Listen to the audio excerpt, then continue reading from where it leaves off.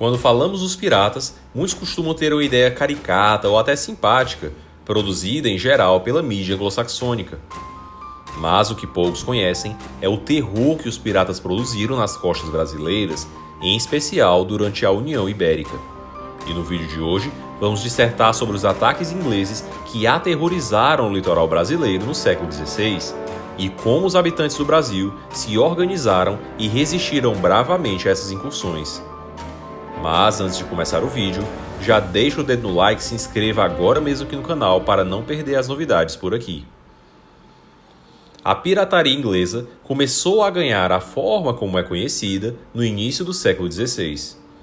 Essa prática começou com uma política de Estado do reinado de Elizabeth I, que emitia cartas de curso para legalizar a pirataria. Assim, os piratas com carta de curso, os corsários, podiam, em nome da rainha, atacar vilas e aldeias inimigas e capturar navios inimigos, desde que dividissem o saque com a coroa inglesa, conforme estipulado na carta de curso. Ou seja, um papel assinado pela rainha autorizava e protegia um pirata para exercer legalmente a atividade de roubo e assassinato por encomenda.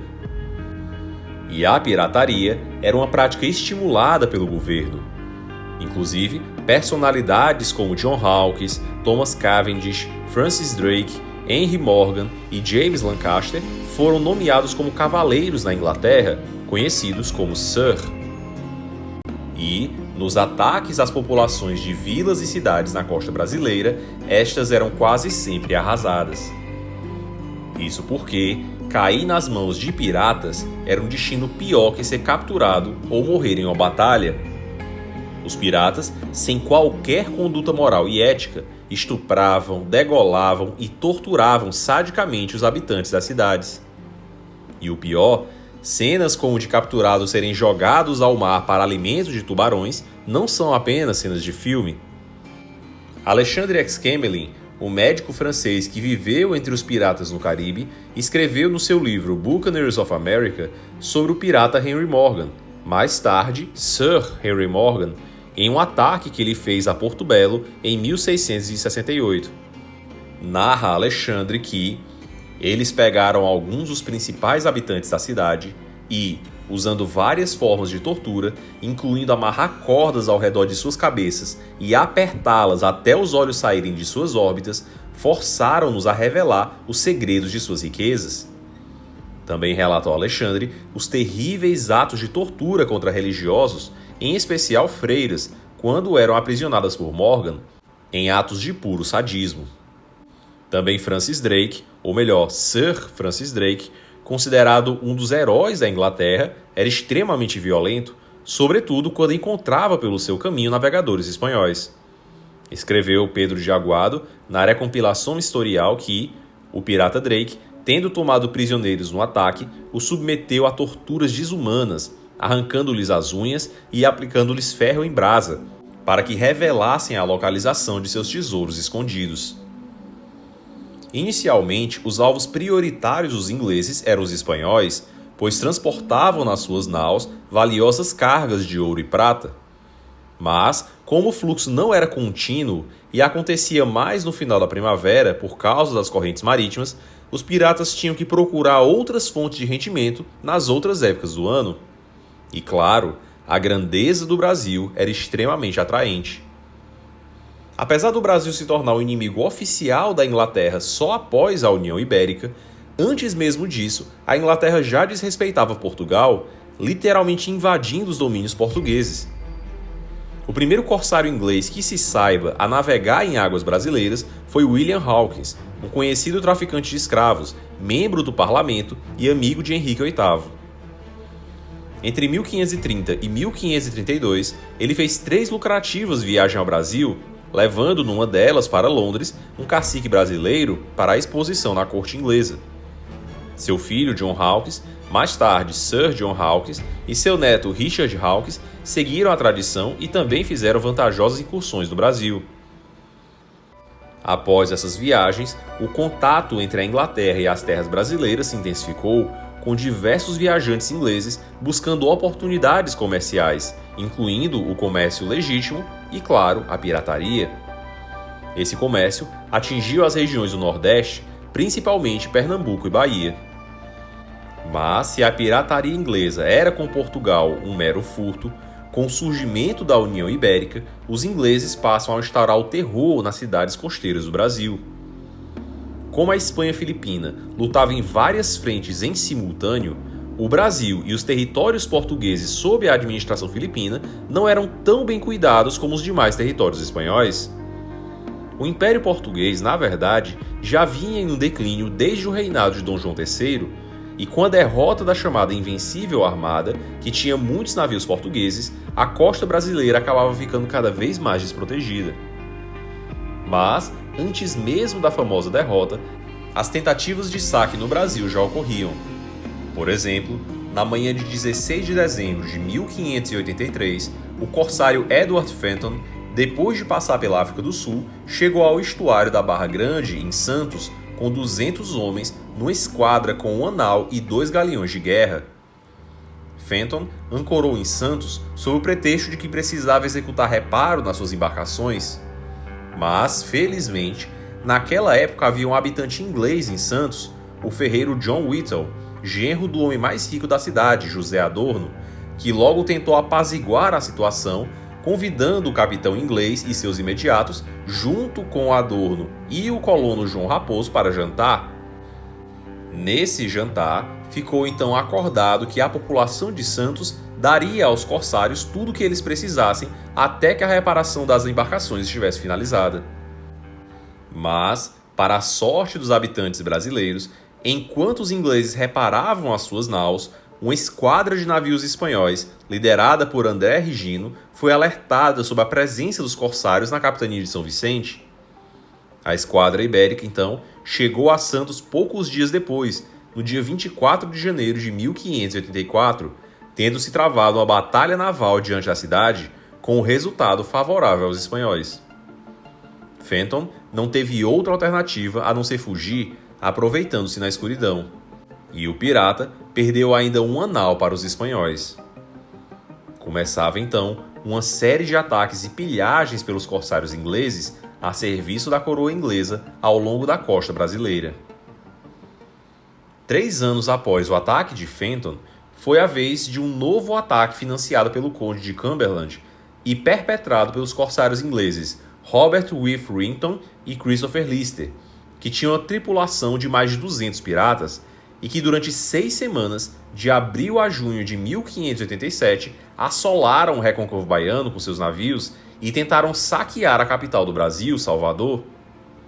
No entanto, em Salvador, eles foram rechaçados, porque o governador Cristóvão de Barros teve a ajuda de índios flecheiros aldeados pelos jesuítas.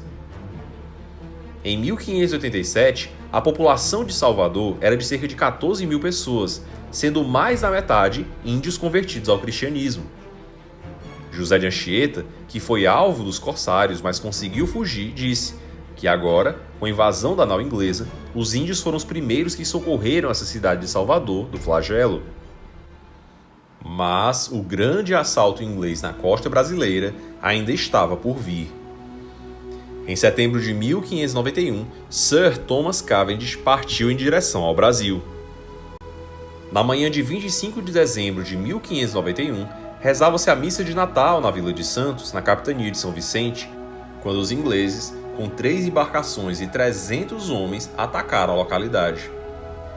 Os piratas iniciaram o ataque ateando fogo a todas as casas situadas no Valongo, enquanto avançavam sobre a igreja matriz, onde a população celebrava o Natal.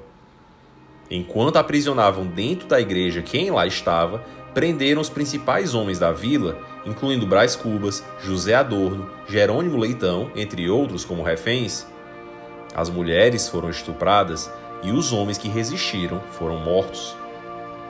Durante 2 meses, roubaram tudo o que quiseram na Vila de Santos, incendiaram a Vila de São Vicente e vários engenhos de açúcar que encontraram, além de pilhar e profanar as igrejas e destruir objetos sagrados.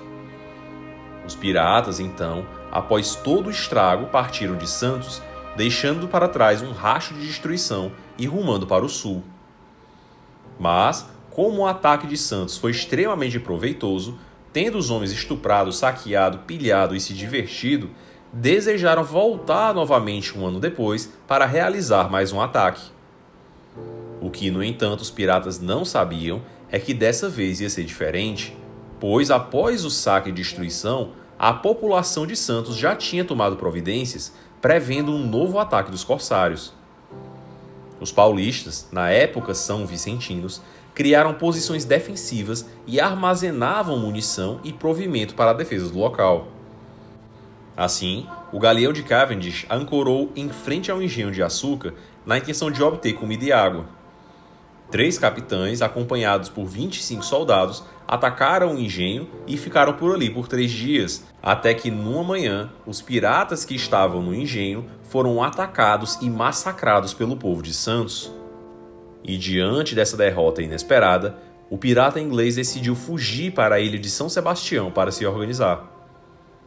Entretanto, um português que tinha sido capturado e feito prisioneiro pelos corsários sugeriu ao capitão um outro destino, conforme relata o pirata Anthony Knivet em suas memórias.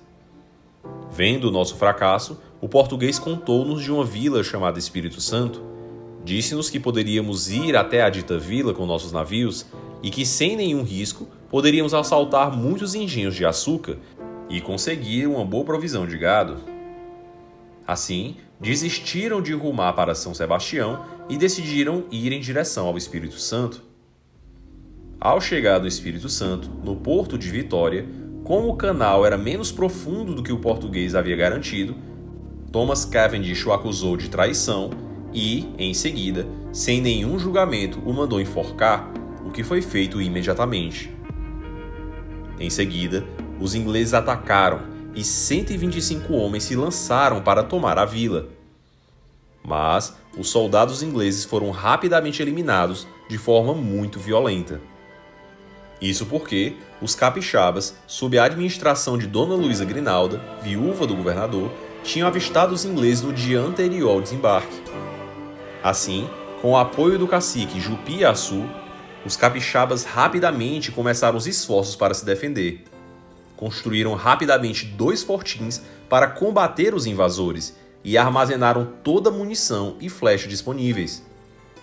E, quando os piratas desembarcaram a partir do forte, os portugueses e índios despejaram uma chuva de flechas e tiros contra os ingleses, que foram rapidamente derrotados, não tendo conseguido sequer sair da praia para chegar na cidade.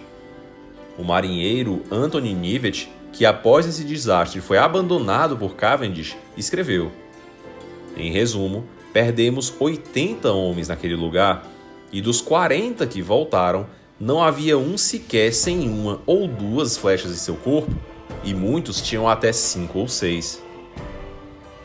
Tendo perdido 80 piratas, Cavendish fugiu apressadamente de maneira desordenada, deixando para trás muitos companheiros que foram massacrados pelos portugueses e índios. Cavendish, pouco antes de morrer, contou sobre o seu fracasso brasileiro. Imagine a minha situação ao ver muitos dos meus melhores homens massacrados e ao descobrir que dispunha em meu navio de não mais de 50 homens sãos. Estava, pois, mais do que na hora de levantarmos âncora, e foi o que fizemos na manhã seguinte. E foi assim que o Brasil pôde se defender das incursões piratas na sua costa. Seja por iniciativa dos populares, como em Santos, ou pela aliança com os índios amigos, como no Espírito Santo e Salvador, o povo português do Brasil, ante a omissão do Estado, expulsava os piratas dos seus domínios com grande valentia, impedindo assim que ainda mais atos de barbárie fossem cometidos pelos ladrões ingleses. E você, conhecia essa história? Já tinha ouvido falar sobre os piratas que foram expulsos pelo povo no Brasil? Então deixa aqui o seu comentário, se inscreva agora mesmo aqui no canal e compartilhe esse vídeo com seus amigos para fortalecer o nosso trabalho.